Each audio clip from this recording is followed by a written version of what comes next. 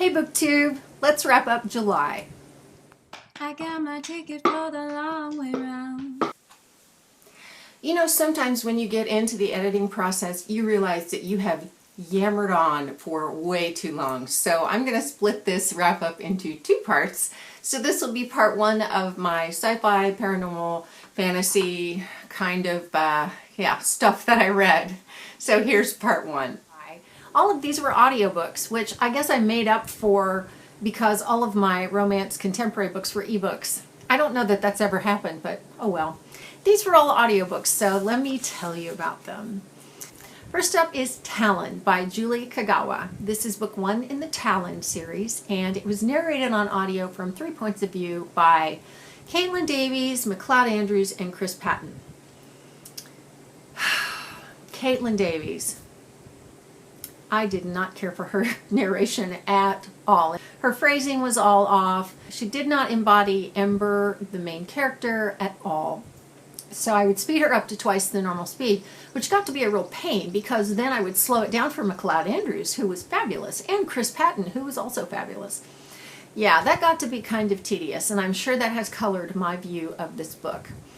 The book is about shape-shifting dragons. Okay, right there.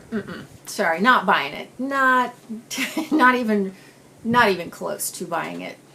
It is YA fantasy, so these are 18-year-olds or so, and Ember Hill and her brother Dante are enjoying their last summer of freedom before they have to enter into dragon government job stuff and go do their thing so that they can help the dragons at large take over the world.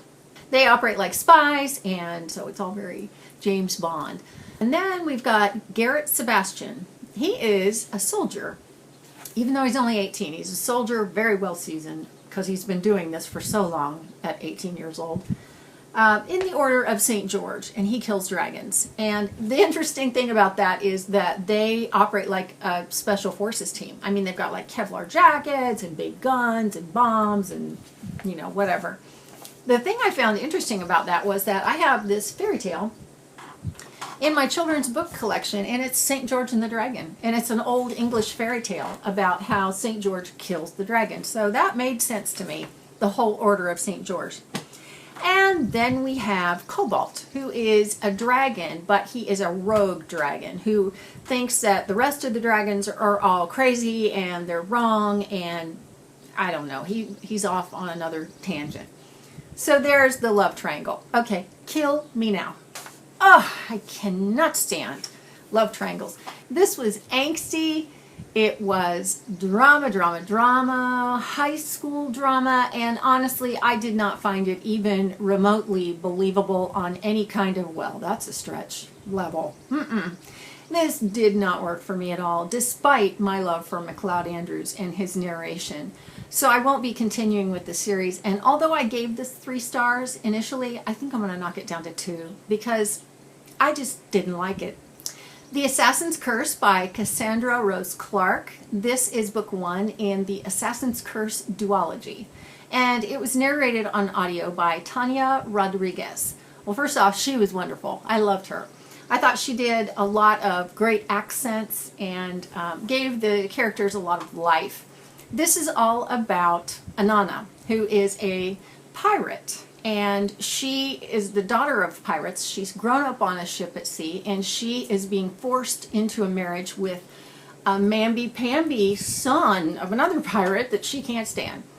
She's very rough around the edges. She has terrible grammar, and she is not having any of that. So she takes off and runs away, and the family of this pirate that she was supposed to marry sends an assassin after her. So he's kind of like a ninja, and his name is Naji.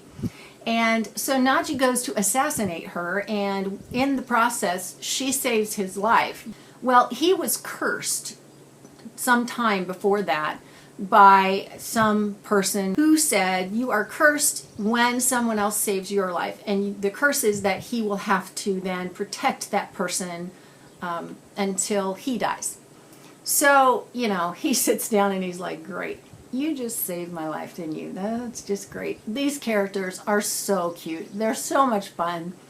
Anana is very spunky, and Naji keeps wanting to protect her, but she doesn't want to have anything to do with that because she's like, I can take care of myself, I don't need you. And he's like, you don't understand. I am in physical pain when I cannot protect you. They trek across a desert, and there's even some steampunk thrown in there. And in an effort to find someone who can break the curse. This is not a romance. This is sort of like a buddy trip. Ends on a bit of a cliffhanger, but it is not a painful one. I really liked this. This was just a whole lot of fun, and I gave it 4 stars. The Pirate's Wish, which is the sequel to The Assassin's Curse. Now this one I didn't like nearly as much. It picks up where the cliffhanger left off in the first book, and there's a new character introduced that is a manticore, and I didn't know what that was. It's like a sphinx. It has the body of a lion, the tail of a scorpion, and the face of a human. And it just seemed like a plot device. I thought, why is this character even in here? Didn't make any sense to me. The adventure wasn't nearly as fun. The pirate ethics, that was fun. I did enjoy that, but you know, overall, I just kind of thought it paled in comparison to the first book. I was kind of sad about that, and just 3 stars from me. The Queen of the Tearling, which is book 1 in the Queen of the Tearling series. This is by Erika Johansen, and it is narrated on audio by Katherine Kellgren. Katherine Kellgren can get intense. She is an exceptional narrator. Exceptional, seriously. Her accents for all of the characters were wonderful, and you always knew who was talking. She is really the epitome of a voice actor. My only problem with her is that when the action gets really intense, she gets really intense. And I don't know, it got to be a bit much for me at times, but here's an example. She dug beneath her cloak for her knife. Down! Get down! Mace shouted behind her. Kelsey ducked and heard the harsh whistle of talons hitting the air where her head had been. Lazarus! Go, lady! See what I mean? So, you know, I had to be in the mood for that, but overall the narration was really, really, really good.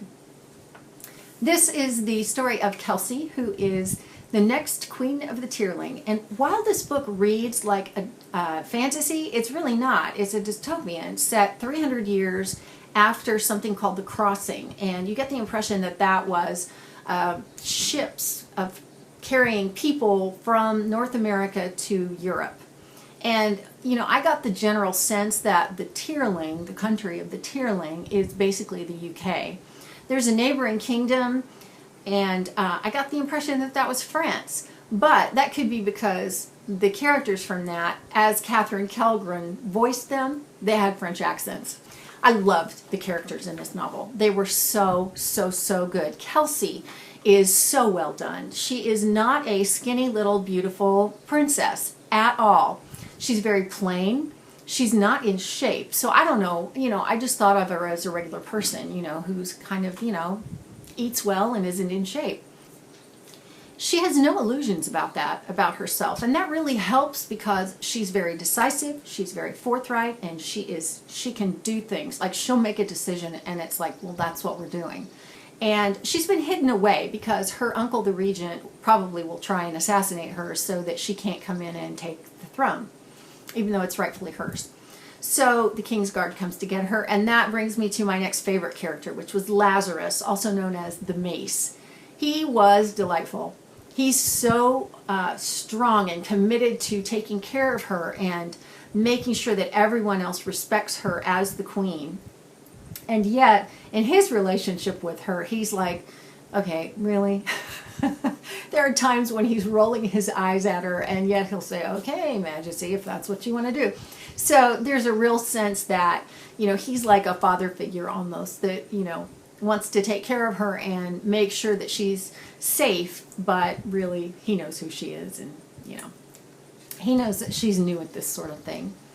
The whole book, I thought it might drag a little, but as it picked up and went along, it picked up and picked up and picked up and got better and better and better, and I was kind of amazed at that. I was very impressed, and so I'm really, really looking forward to the sequel so that we can get some history about how the whole Tearling came to be, and I hear that that's included. So yeah, 4 stars from me.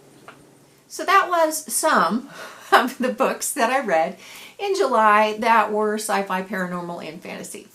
I will be back tomorrow with the rest of them. So until then, thanks for watching. When I'm gone, you're gonna miss me when I'm gone. You're gonna miss me by my walk. You're gonna miss me by my talk. Oh, you're gonna miss me when I'm gone.